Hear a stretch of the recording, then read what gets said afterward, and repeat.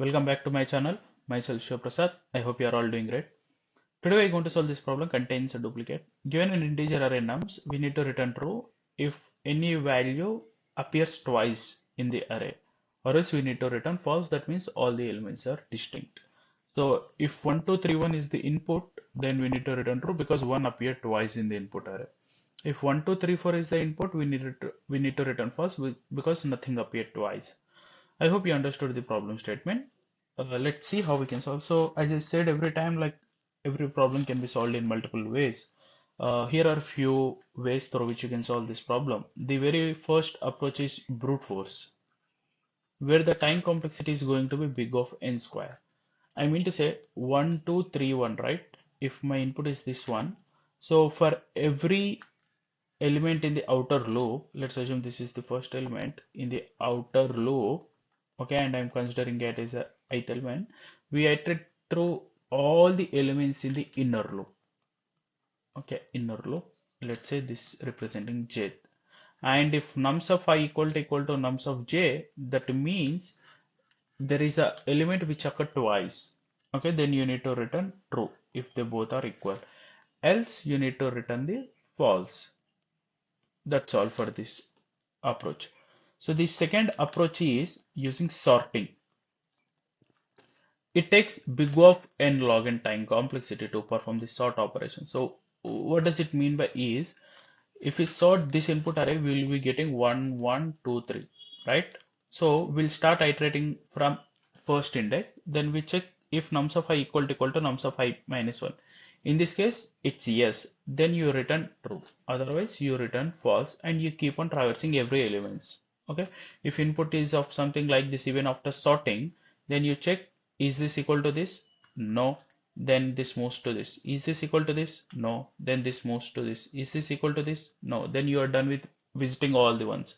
Then you return here false. Okay, this is the second approach. The third approach is using set data structure. Set, where the time complexity is going to be big of n and space complexity is also going to be big of n. As you know, set is a data structure which basically stores only distinct or unique elements, right? So what we are going to do here is, if our input is of this, okay, we are going to store every element in the set, and before storing we check if that element is already present in the set. If it is already present, then we return true.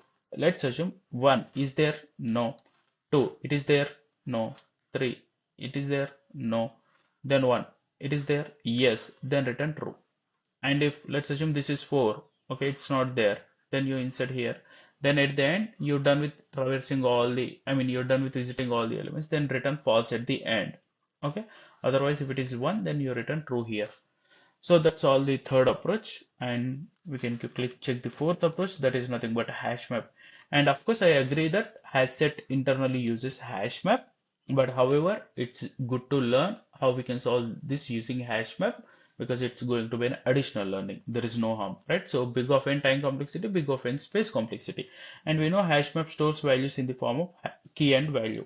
So if my input is of something like this, 1, 2, 3, 4, how I'm going to store this is, for every element I treat it as a key and the index position as a value. So 1, 0 will be stored cool, 2, 1 will be stored cool, 3, 2 will be stored fine. Then let's assume this is input 1. So when you come to 1, then keys already exist, because as you know, HashMap stores only distinct key values, right? So I mean to say keys are distinct in nature. So 1 is already there, then you return true, and at the end you return false. That's all for the explanation. I hope you learn these 4 ways of doing. In order to save some time, so what I'm going to do here is I'm going to retrieve my last submitted code which I did on using HashSet. And I took a HashSet, and before inserting I am checking if it is contains, then return true, otherwise insert, and then return false. That's all. Submit it. Yeah, it got submitted successfully, and that's all for this video. I hope you learned something new today, and don't forget to mark our tracker as a done for this particular problem. We are contains duplicates, we are done. So with this we are done with 5 out of 75, and starting from today I try my level best to upload these videos as soon as possible.